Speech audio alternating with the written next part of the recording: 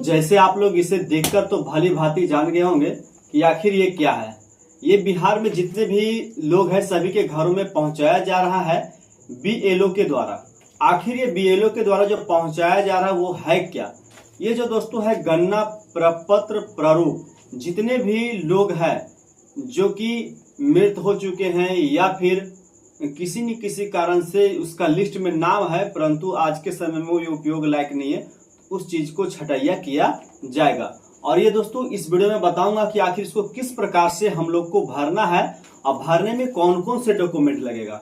Document में आपको जानना होगा कि आखिर किन लोगों को मात्र आवासीय देना है और किन लोगों के 2 डॉक्यूमेंट देना है, किन लोगों के 4 डॉक्यूमेंट जमा करना है। सारी जानकारी इस वीडियो में आपको दूंगा, तो वीडियो को अंत तक जरूर देखिएगा। इस वीडियो में आपको बहुत सारे जानकारी दी जाएगा आखिर ये बीएलओ आपके घर में क्यों पहुंचा रहा है। यदि इसको आप नहीं भरते हैं तो आपको क्या लाभ होने वाला और क्या हानि होने वाले, सारी जानकारी आप लोग को बताऊंगा। तो दोस्तों वीडियो को जरूर देखिए, देखने के बाद आपको इस फॉर्म को भरने में किसी भी प्रकार की परेशानी नहीं होगी। तो चलिए लेके चलते हैं अपने लैपटॉप के स्क्रीन पे।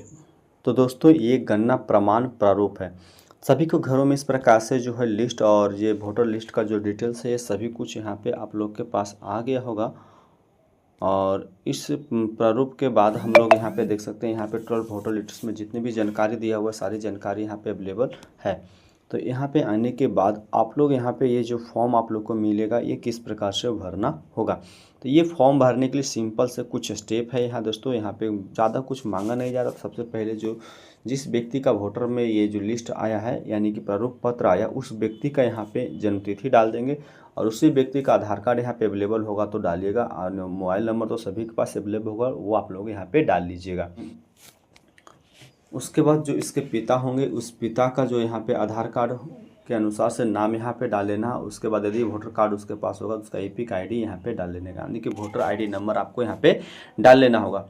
उसके बाद उसके माता का नाम आपको इस बॉक्स में आप लोग को भर देना है। उसके बाद उसका एपिक आईडी भी यहाँ भर देना होगा। उसके बाद यदि उसी व्यक्ति का जीवन साथी हो यानी कि मैरिड की हो यानी शादीशुदा हो तो वो अपने पत्नी का या पति का अपना यहाँ पे नाम डाल लेंगे। उसके बाद एपिक आईडी यदि उसके पास भी वोटर कार्ड हो तो उसका यहाँ पे नाम भर देंगे। भरने के बाद अब आता है दोस्तों कि यहाँ पे घोषणा करने। घोषणा में दोस्तों यहाँ पे देख सकते हैं मांगा जा रहा है, बोला जा रहा है कि मैं अपने सर्वोत्तम ज्ञान और विश्वास से घोषणा करता हूँ कि, है ना, मेरा उम्र जो है 18 वर्ष से अधिक का हूँ और उपयुक्त पते पर साधारण निवासी हूँ। मैं भारत का नागरिक हूँ। और कहा जाता है किसी में से एक को चिन्हित करे। एक को चिन्हित करने का मतलब 2 बॉक्स इधर आपके पास है और 3 बॉक्स आपके पास इधर है। 3 में से किसी एक के पास ही चिन्हित करें। 5 है, 5 में से किसी एक के पास चिन्हित आपको करना होगा कि आप किस एज के निवासी हैं। आप ऑप्शन में हम लोग चलते हैं।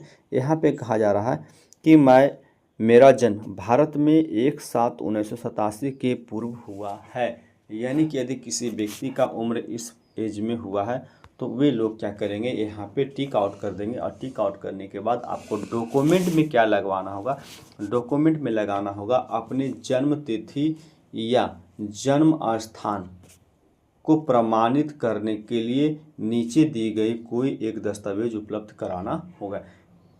तो यानी कि जिन व्यक्ति का जन्म 1987 से जो है पहले हुआ है उसके लिए जो होगा उसका जन्म तिथि और जन्म स्थान को प्रमाणित करना होगा। जो उसे क्या होगा, उसे प्रमाणित करना।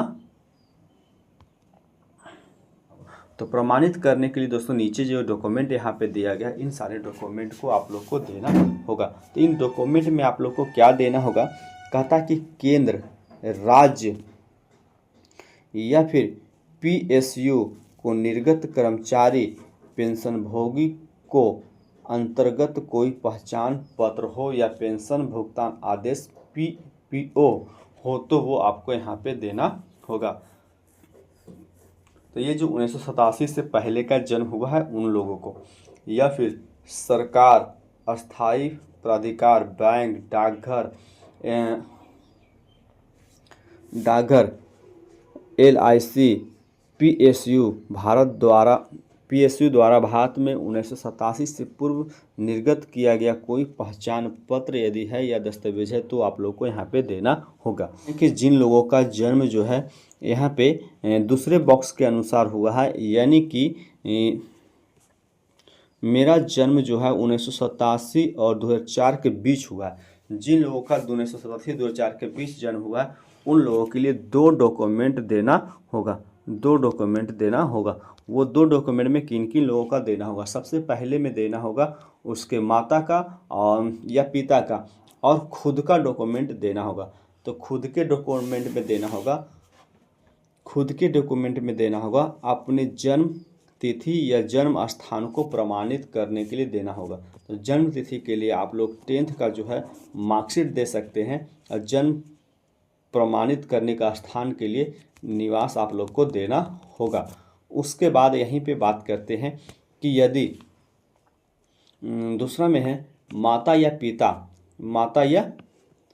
पिता की जन्म तिथि या जन्म स्थान प्रमाणित करने के नीचे दिए कोई दस्तावेज को उपलब्ध कराना होगा। इनका उम्र 1987 से और 2004 के बीच में हुआ है, उनके लिए जो डॉक्यूमेंट देना होगा दोस्तों, उनका भी जन्म प्रमाण पत्र, उसके माता या पिता का जन्म प्रमाण पत्र या फिर अस्थायी निवासी होने का प्रमाण देना होगा। यानी कि जिन लोगों का जन्म 1987 और 2004 के बीच हुआ है उसे एक तो जन्म प्रमाण पत्र आप लोग को देना होगा। जन्म प्रमाण पत्र यदि है तो दीजिएगा, नहीं तो फिर यहाँ पे दोस्तों आप ये वाला डॉक्यूमेंट दे सकते हैं। ये डॉक्यूमेंट दे सकते हैं, किसी विद्यालय से मैट्रिकुलेशन का मार्कशीट दे सकते हैं। उसके बाद निवास प्रमाण पत्र तो सभी लोगों के पास होगा, निवास प्रमाण पत्र भी आप लोग दे सकते हैं। और तो ये अपने डॉक्यूमेंट अपना भी देना और माता और पिता का भी देना होगा। माता या पिता में से किसी एक को देना होगा। लोगों को यदि इनमें से बीच में हुआ तो इन लोगों को यहाँ पे आप लोग को टिक करना होगा। यहाँ पे आप लोग टिक कर दीजिएगा, आप बाकी स्थान को छोड़ दीजिएगा। इतने डॉक्यूमेंट 2 डॉक्यूमेंट देने के बाद आप लोग को अपने फॉर्म को पूरा कर सकते हैं। लोगों के 2004 के बाद जन्म हुआ उन लोग को 4 डॉक्यूमेंट देना होगा। यानी कि सबसे पहला में जो दोस्तों आप लोग को अपना तो डॉक्यूमेंट देना ही होगा, जन्म तिथि और जन्म स्थान। उसके बाद अपने पिता का जन्म तिथि और जन्म स्थान का प्रूफ देना होगा, और माता का जन्म तिथि और जन्म स्थान आप लोग का देना होगा। यदि आपके माता या पिता दोनों जन्म के समय उसके वैध पासपोर्ट और वीज़ा हो तो वो उपलब्ध कराएं। यदि भारतीय नागरिक नहीं हो तो वैसा कर सकते हैं। अगला यहाँ पे बताया गया कि मेरा जन्म भारत से बाहर हुआ है, तो यहाँ पे क्या करना होगा? भारत में जो होता है विदेश में भारतीय मिशन द्वारा जारी प्रमाण पत्र आपको संलग्न करना होगा कि हमारा जन्म यहाँ हुआ। आगे तो आप लोग यहाँ पे क्यों टिक कीजिएगा, नहीं तो आप लोग इसे टिक नहीं कीजिएगा, रहने दीजिएगा। कहा था मैंने किसी अन्य देश की नागरिकता प्राप्त नहीं की है, वो भी आप लोग को घोषणा करना होगा। हमें दिया गया है कि यदि किसी भी प्रकार की घोषणा इसमें से किए और कोई घोषणा गलत पाया जाता है तो 1950 का 43 धारा 31 के अधिनियम के अनुसार जो है ना 1 साल का कारावास या दोनों या जुर्माना भी हो सकता है। यहाँ पे एक और जो किया गया है, बताया गया कि जिन लोगों का लिस्ट में नाम यानी 2003 के सर्वे लिस्ट में वोटर लिस्ट में नाम है उन लोगों के लिए किसी भी डॉक्यूमेंट की आवश्यकता नहीं है। वो सिर्फ 2003 के वोटर लिस्ट को इस फॉर्म के साथ लगा दें तो आप लोगों को किसी अन्य डॉक्यूमेंट की आवश्यकता नहीं पड़ेगी। ये दोनों डॉक्यूमेंट 1987 वाले के लिए है। उसके बाद यदि किसी व्यक्ति का जन्म प्रमाण पत्र सब जानते हैं, पासपोर्ट के बारे में भी सबको जानते हैं, मैट्रिक का मार्कशीट के बारे में भी सबको जानते हैं। ये यदि आपके पास अवेलेबल होगा तो दे सकते हैं। आप निवास प्रमाण पत्र भी जानते, वन और आधारित प्रमाण पत्र ये भी आप लोगों को पता होगा, तो इन सारे डॉक्यूमेंट को दे सकते हैं। उसके बाद बोला जा रहा है कि सक्षम प्राधिकार द्वारा निर्गत ओबीसी यानी जाति प्रमाण पत्र, कोई जाति से आते हैं तो वो जाति प्रमाण पत्र दे सकते हैं। राष्ट्रीय नागरिकता रजिस्टर जहां उपलब्ध होगा वो भी आप लोग यहां पे दे सकते हैं। तो दोस्तों यदि हमारे वीडियो को आपने अभी तक लाइक नहीं किए तो लाइक अवश्य कर दे और चैनल को सब्सक्राइब भी कर दे ताकि इस तरह का वीडियो का नोटिफिकेशन आपको मिलते रहे।